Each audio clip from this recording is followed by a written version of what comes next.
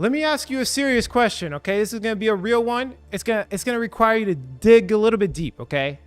Why are you in cryptocurrency in the first place? Okay, let's take a minute to think about this. Let's all think about it together. Why are you in cryptocurrency in the first place? Now, obviously, the first thing that probably comes to 99% of your minds, your limited brain. I'm just kidding. I'm joking. I'm dumb too. I'm human like you. But the most people are gonna say this. They're gonna be like, oh, I'm in cryptocurrency to 100x my portfolio. I want to 100x my portfolio, make a whole bunch of money. That's why most people are in it. Now, I get that. I understand. But let's think about the macro perspective. Let's think about this. Let's take a step back. Let's shoot out and think about this in a macro perspective. Why do people adopt cryptocurrency? Okay, now I've pondered this. I've talked to smart people, and pretty much all of them say the same thing. Now, of course, it's about the gains, about the money, right?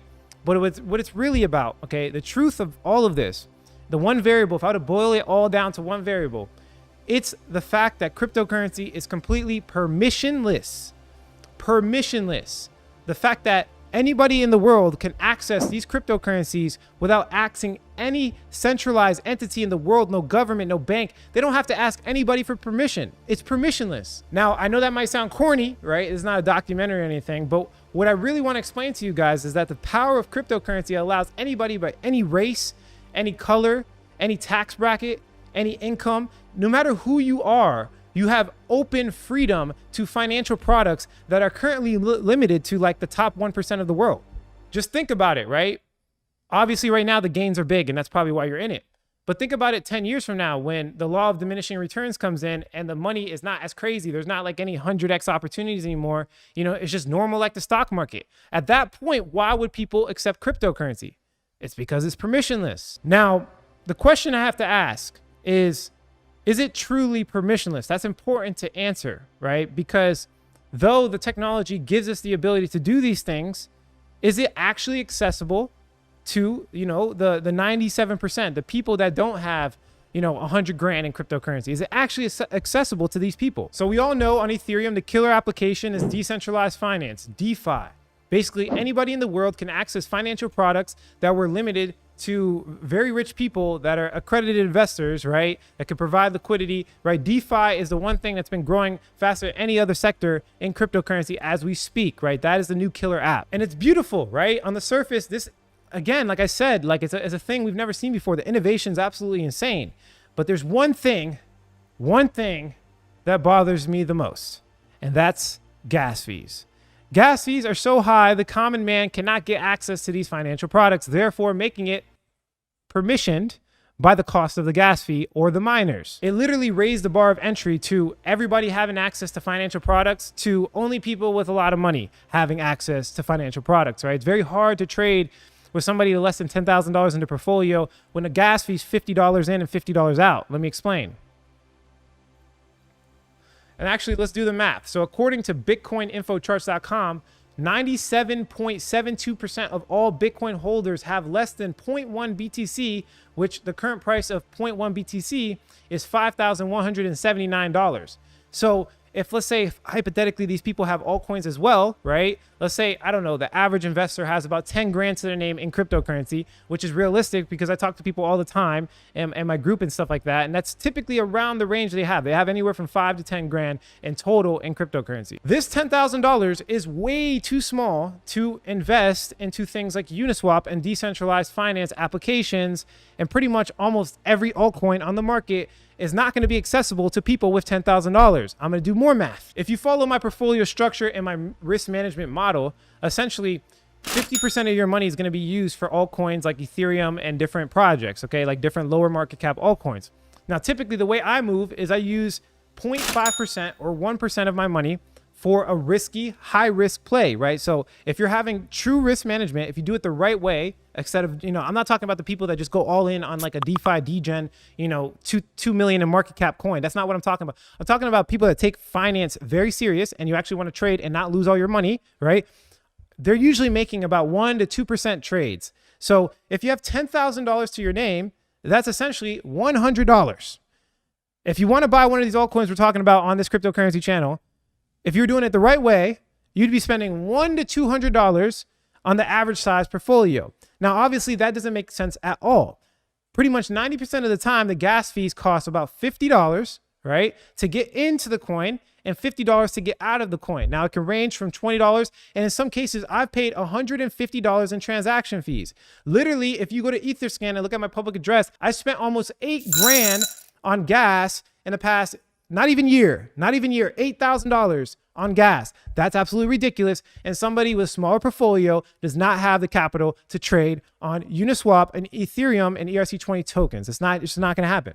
So if 97% of people have about 10 grand, this is rough numbers, it's not 100% accurate, but if 97 people have about $10,000 in a portfolio, that basically means that the vast majority of the money being traded in these smaller altcoins is about 3% of the total cryptocurrency ecosystem. Only 3% of the people really actually have access to these DeFi projects, right?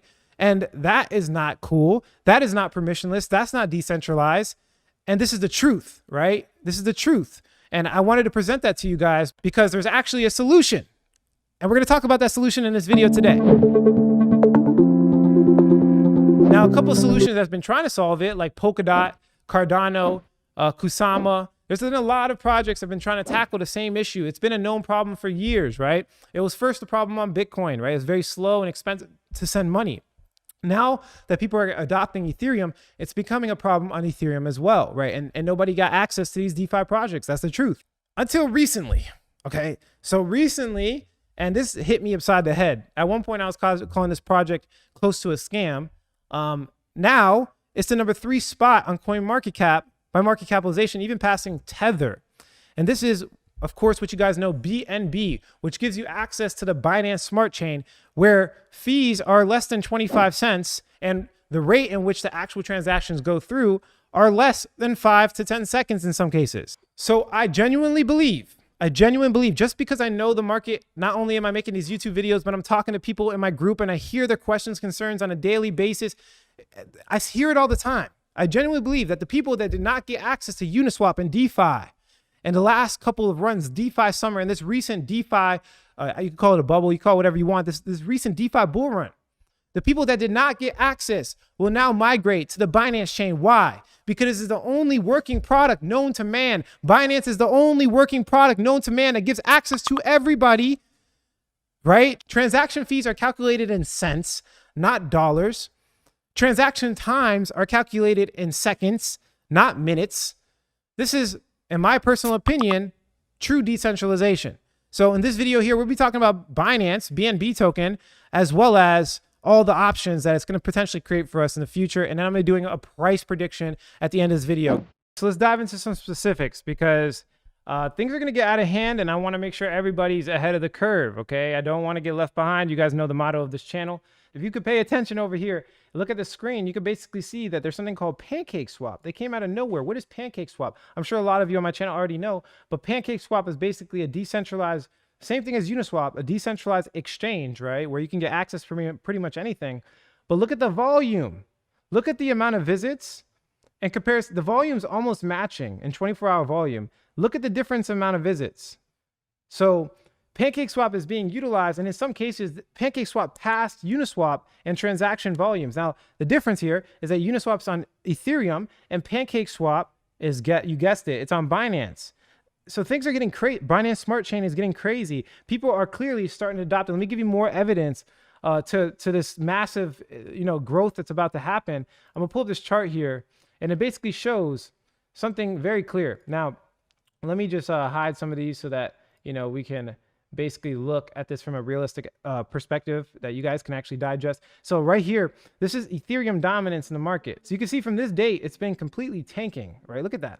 Look how bad that is. Now, if we go over to Binance's market cap, look, almost at the same time, Binance is taking market cap away from Ethereum. Now, one thing I do always tell people is if you look at, for example, the top 3 coins, look at Ethereum's market cap, 186 billion. Look at Binance, 40. Look at Cardano, 35, right? And then look at Polkadot, 33. They're more than halfway or about halfway the size of Ethereum, and they're all interoperable, meaning they can technically work together if they wanted to. And this is what's blowing my mind is that you have 3 people against Ethereum. Before I always talked about the network effects of Ethereum, right? Now I'm like, okay, I'm looking at these other coins and I'm like, okay, that's crazy. They can team up. they can team up. And the only one with a working product right now is Binance. Now, I want to be very clear with everybody is that Binance doesn't have, let me just go into it. Binance consensus.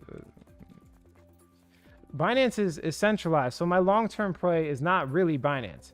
And it's funny because I'm hyping you guys up talking about price prediction. I'm here to make money. Okay. I'm here to make money. Okay. I'm not here to get emotional about a project. I'm here to get to the bread. Okay. And the truth is they're extremely centralized. They have, I think it's called proof of authority or whatever the case is. They're not going to show it on their website, but essentially they pick the node operators. Let me just double check and see if we can find it. Proof of authority.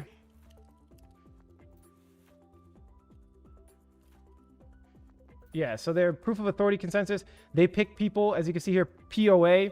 It's reputation-based consensus algorithm that introduces a practical and efficient solution to blockchain networks. It's practical, I get it, but they're also picking who's the winners. They're picking who's making money on the transaction fees. They're picking, basically, they're centralized. They can control it. Now, there comes with benefits, right? So if there's like a huge DeFi hack or something like that, then they can reverse the blockchain transactions and get the money back. But then there's also issues, right? We're talking about decentralization here, right? So there's a sacrifice, there's a give take, right? So the sacrifice here is the fact that they control the whole entire blockchain. It's not a true blockchain. Nobody's gonna tell you the truth like this. But I will say in the next couple of months, this is the true innovation here that you guys have to really pay attention to. This smart dude, I forgot his name, but I was watching a YouTube video. No, I think it was a podcast.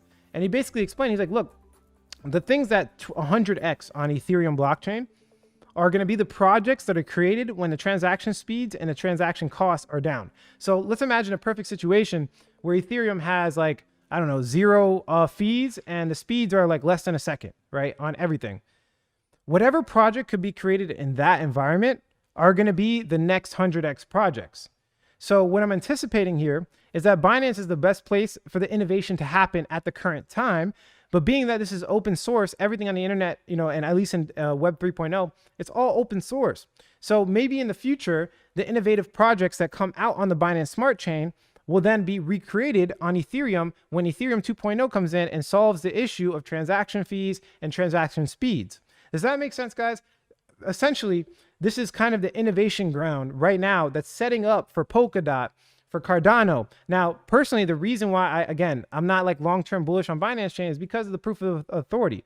They pick the node operators. They pick who calls the shots. So this is like another XRP, another centralized entity. But it doesn't mean for the next couple of months, we can't make money off of this innovation. Hence why I'm making this video, okay? So I give you guys both perspectives. If you appreciate that, do us both a favor, hit the like button, hit that subscribe button too as well. I'm trying to share this with as many people as possible. And then I'll give you guys more evidence to the price prediction behind Binance, what it could potentially be in the future, how much can it grow, right? All those great things. Let's jump into some more details. So if we look at the DeFi perpetual index, you can see that we're continuing to grow like nonstop. We're in no man's land. And part of this is with Binance Chain as well, right? So I will say that DeFi is probably going to be the choice of selection for everything that I talk about on Binance. We're doing a BNB price prediction right now because all the coins basically, you need BNB to make purchases on the Binance chain. But I will say in future videos, we're going to be doing some price predictions on some lower level protocols so we can get that, 10, 20, 100x or whatever the case is, whatever situation that is. And I think that's important.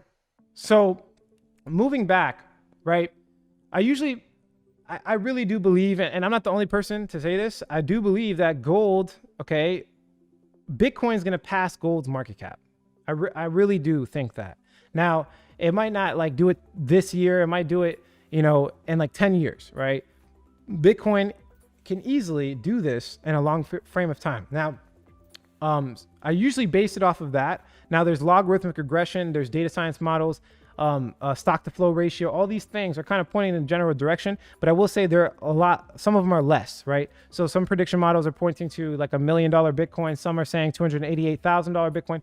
And what I do is I analyze the market to make these predictions based off Bitcoin, because this is the big market mover right now, right? This is what everybody buys first. This is like if Bitcoin dumps, everything dumps. This is kind of like the store of value for all of cryptocurrency. So we have to make our predictions based off that. So assuming that Bitcoin will get a $1 trillion valuation, or I'm sorry, $11 trillion valuation, right, as a total market cap, assuming it passes the total market cap of gold, we will see about a 10x on Bitcoin, which right now Bitcoin is about $50,000, right? $50,000, right? Which will probably see about a 10x to about $500,000, right? On Bitcoin specifically. Now, Binance Chain has a much smaller market cap, right? So let's say hypothetically it passed Ethereum. I'm not going to sit here and say it will, but let's say hypothetically, let's get the best case situation and then peg back, maybe divide it by 3, you know, and then that'll be kind of our answer, right? You want to be conservative in these guesstimates. And to be honest with you, like none of this is probably going to come to reality. This is just the truth, right? And obviously you shouldn't take this as financial advice, but it's fun to look at the numbers and see what could potentially happen, right? Because some of the numbers have played out, some of them haven't, right? I predicted Bitcoin to 10x when Bitcoin was at $4,000 on my YouTube channel. It 10x, right? But sometimes, you know, I'll do a price prediction on like Chainlink or something like that, and it doesn't work out. But it's an interesting thing to look at, and I know a lot of people want to see the numbers. So again, bring it back to the video. It's about $254 right now. Now, so assuming it takes Ethereum's market cap and then also 10x's with Bitcoin, even though we know it's gonna be more than that.